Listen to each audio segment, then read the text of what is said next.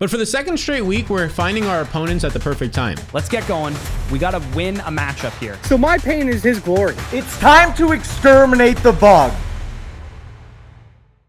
All right, so week 6, first of all, I want to give you guys a little bit of a big picture here because we've got a lot of interesting matchups that I think are really going to shake up sort of the middle range of the league. Pretty much everyone from 4th to 10th in this league is a game apart. We've got everyone from Avery being 3-2 and 4th, down to me in 10th at 2-3 because of points for. So a ton of matchups just in that range that are going to get a couple people up to 500, a couple people down to 500 potentially. Maybe we'll start to see some teams separate themselves from the lower part of the league as well. Let's go ahead and get started with Mason and Thomas's matchup. And I'm going to be completely honest here. I would rather eat White Castle than follow this matchup between the two Flock Fantasy guys. Thomas's team is 4-1. Mason is 4-1. This is, a battle of the top two teams that really, realistically, no one can handle listening to or intaking any of Mason's content right now in the Flock League because he's so obnoxious. Yeah, this matchup is gonna suck. Realistically, Thomas is our kryptonite. I know usually we come out here, usually we are overly optimistic, but Thomas is quietly the best fantasy football player in this league. I'm not gonna lie to y'all. The reason why our YouTube channel is as popular as it is has nothing to do with me. It's Thomas. Whatever nonsense that I say in a video, whenever I give a bad take, he cuts it out and he only leaves the good stuff in there. He's the real filter. He's the real brains behind the operation. And you can see this with his performance last year. Last year, he drafted Christian McCaffrey in round 1.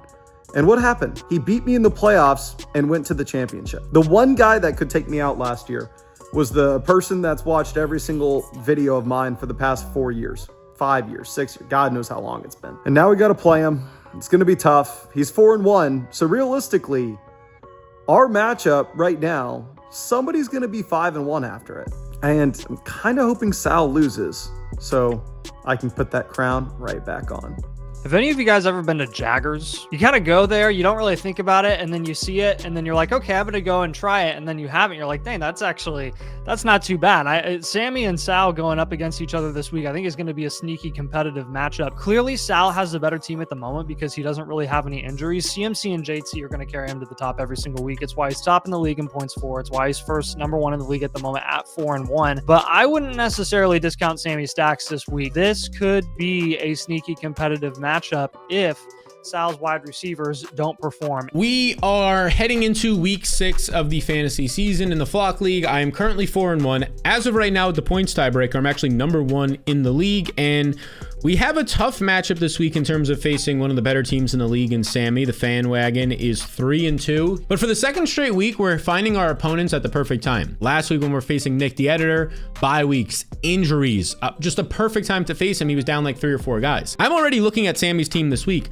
Luckily, I don't have any players on bye in week 6, but Sammy does have a couple of unfortunate opportunities or unfortunate situations here. Let's start with this. He doesn't have Nico Collins and Jordan Mason no matter what. They're on bye this week. Mike Evans probably still out with a hamstring injury. We'll see what happens there. George Kittle gonna remain on IR, it seems like, by all reports, or at least just gonna remain out with the hamstring injury as well. It looks like 4, maybe 5 players are gonna be on bye or injured this week for Sammy. He still has a quality team. Like Justin Fields is putting up points. J.K. Dobbins, Devon Achane are all putting up points. Darren Waller's been great lately. Debo Samuel. So like he drafted really well in terms of depth, but I'm projected to win 63% right now. But I do think it's probably gonna be a little bit closer than that. But here's the biggest thing. We're now 5 games into the season. We kind of know where like maybe some teams stand, how some teams are looking, the outlook, and only 6 out of 12 teams make the playoffs. And this is where it gets really important. Like the bye weeks are here. It's going to be tougher to win. So in a week like this where I have nobody on bye, I have to win. Sal is absolutely right. We're in a tough spot this week. He is heavily favored. If Mike Evans doesn't play, which it's looking like he won't, we will be playing 2 tight ends, flexing Hunter Henry. And so we're just playing with house money this week. This is where we like to be. Oh, the 9th pick sucks. Oh, George Kittle's injured. We want to be doubted.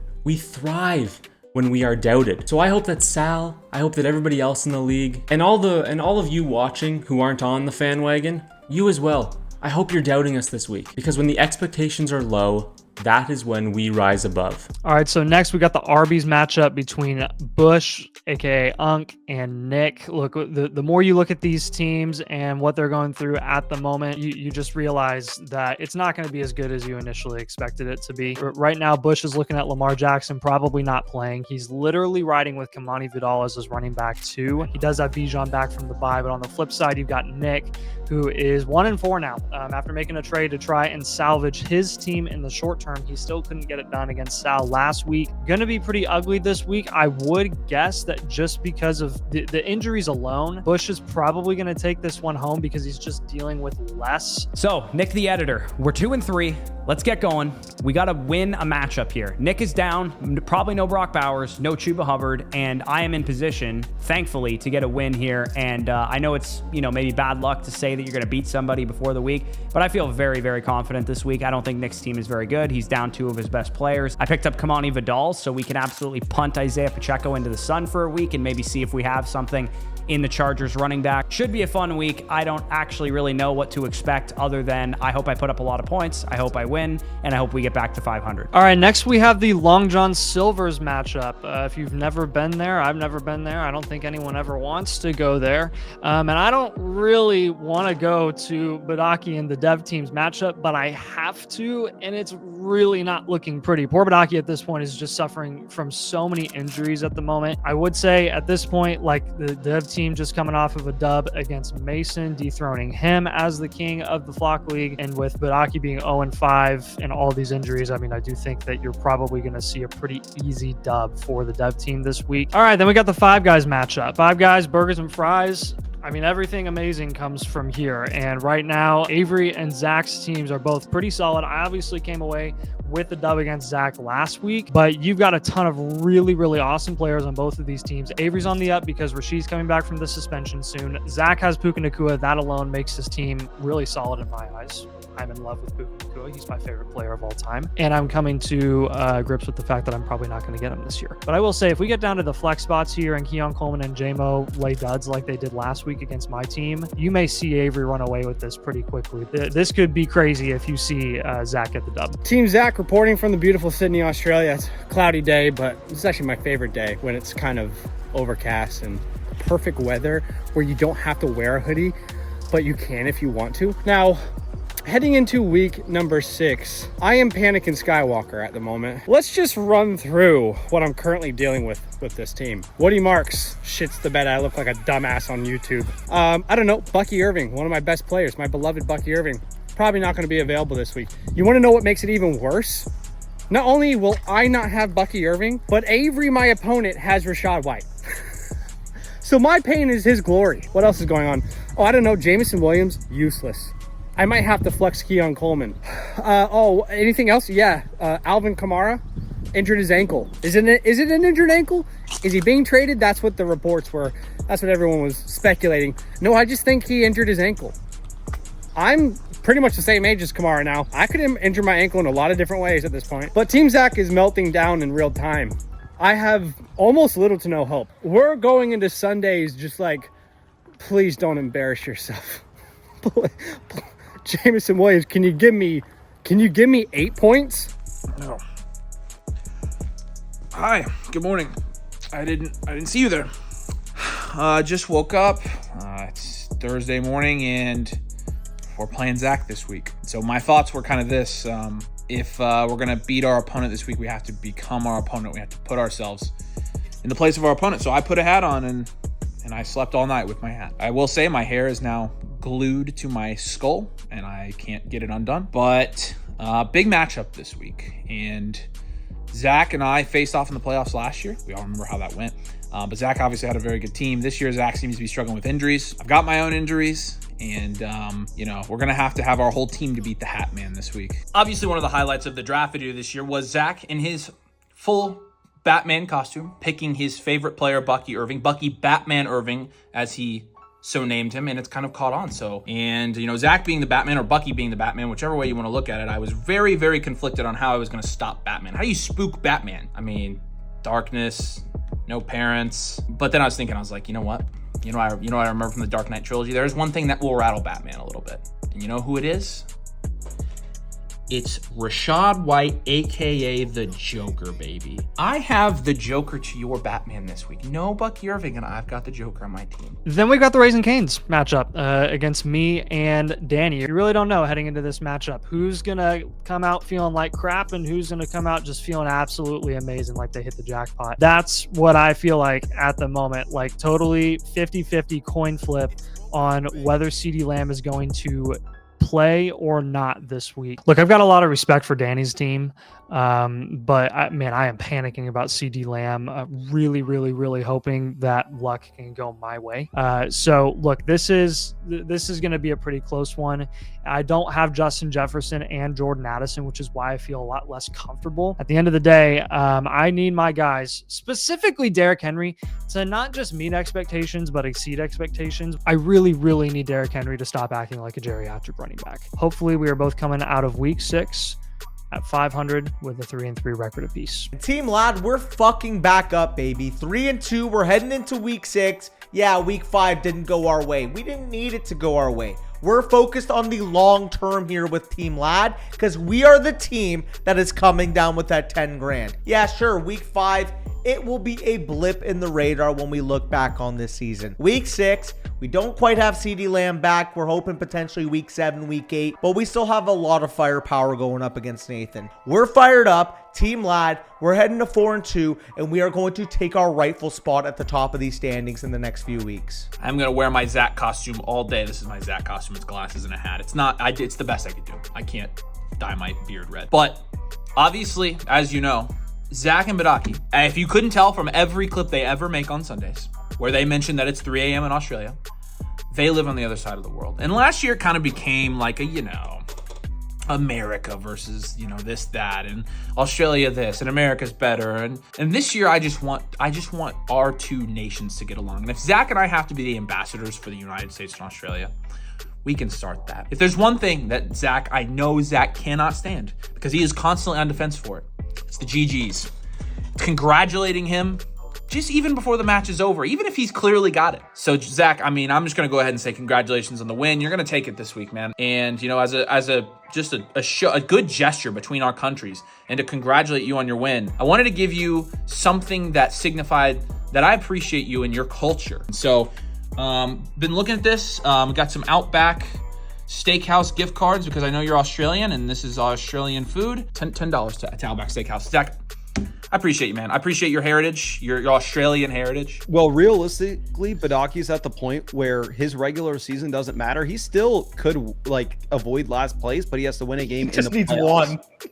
So he just needs one. Exactly. Badaki's He'll have to win 2 games. There's no way he makes it to. He'll have 2 games, assuming he finishes in the bottom 2 spots. He'll have 2 games, and he has to win one of them in weeks 16 and 17. Badaki's to the point where the only thing that matters in his season is week 16 and 17. Don't listen to Badake. You got plenty of time. You can make the playoffs. Just believe in yourself. There's 8 weeks until the playoffs. All I know is that the person that's at the bottom right now, that's the creator, that's not me, is Nathan, and I need him to lose. Well, I just offered, brother, because you Nathan just has need nobody to win. to play this week, so I offered him T. Higgins for Jordan Addison. It's like just a 1-for-1 swap so he can play someone. I think Nathan would be funnier in the Waffle House. I can't sure. lie. Oh, for sure. No, Nathan would be hilarious. Nathan would be better, and he also can't eat any waffles. I was gonna say he has severe. He said he'd be there for probably 3 days. Yeah, for content purposes, it doesn't help that. You'd pack his own lunch. Yeah, I don't know what he would do. You have to add time to him. Brown paper bag. I'll make him a bunch of gluten-free waffles at the Airbnb and just bring them in one by one. Well, right now, to recap where we're at coming into this week, Sal, myself, Thomas, Avery, the Fan, and the Ladster are the playoff teams. Badake, Nick, the editor of this channel, Nathan, Zach, Bush, and the dev team are in the consolation bracket. So realistically, the only creators that are in the fight for last place right now are Bush, Zach, Nathan, Badake. So really the only new guy that's in the losers bracket this year, as opposed to last year, is Zach. Welcome home, brother. If it's helpful, I'm ranked as the 3rd or 2nd best team on the flock site. So that's because I am too, and that's I pulling don't a think it's any Corey. help. But you want me to go matchup by matchup here? All right, let's start it off with Zero Dark Avery versus Zach. Avery's 3-2, Zach is 2-3. Your 2 and 3 is kind of a must-win week for you. Yeah, absolutely. Avery minus 210 money line right now, and Zach's getting 13. I'll take Zach to cover the points, but I think Avery wins it. Can y'all let me know what's going on with Kamara right now? Is Kamara going to play? He's limited. Yeah, he'll play. In that case, I will take Zach plus 13 because you have Tet and Ferg. Straight up, I'm going to take Avery. Yeah, I'm just going to go with my league mate. My channel mate, I'll go Zach. Don't do it. Don't do it. For what reason? I honestly don't know. I actually don't care. Why am I here? I'm going to go with Avery because of the Packers defense. I'm going to go with Avery because of the Packers defense. I'm going to pick Zach. I already made my congratulatory clip to Zach saying GG's, so I think Zach's going to take it pretty easily here. That's just fake humility, let's be honest. I mean, you've got Rachaad White, and that is like the worst part of this matchup. That I won't have Bucky and you'll have Rachaad White. That's just hell. I'm countering you in 2 ways. I've got Rachaad White, which is my first counter, but I'm also wearing a hat for all my clips this week. So it's my reverse no card. So I'm gonna take Zach to cover, Zach to win. I'm gonna take Zach to cover. I'm gonna take Avery to win. Well, let's move over to a matchup that does not matter at all. Badaki's 0-5. On a fast track to 0-13, playing the Dev team. Bush, what's the spread? Yeah, Devs are minus 150 to take this one because Badaki's kind of in a rough shape right now, and Badaki's getting 8 points here. I will take Badake. I'll take him to get off the 0-5 Schneid. Upset special. I'm going to take the Devs minus 8. Never not taking myself. I'm taking myself. I'm going to have to take the Devs to cover and win. Troy Franklin and RJ Harvey in your lineup is tough. Yeah, I'll go with Badake. I apologize. I realize we're actually keeping track of this stuff. I'll go with... Oh, jeez. Go with the Devs. I apologize. Zach cannot risk his reputation for this. No, I mean, if I'm not going to win the league, I want to win something else. So I'm going with the Dev team to cover and win. Here's the thing. I think the Devs are going to win and they're going to cover. But it's because I don't think that there's any confidence on the other side. We need to see, there isn't some grit. It's not an ounce. There's nothing here.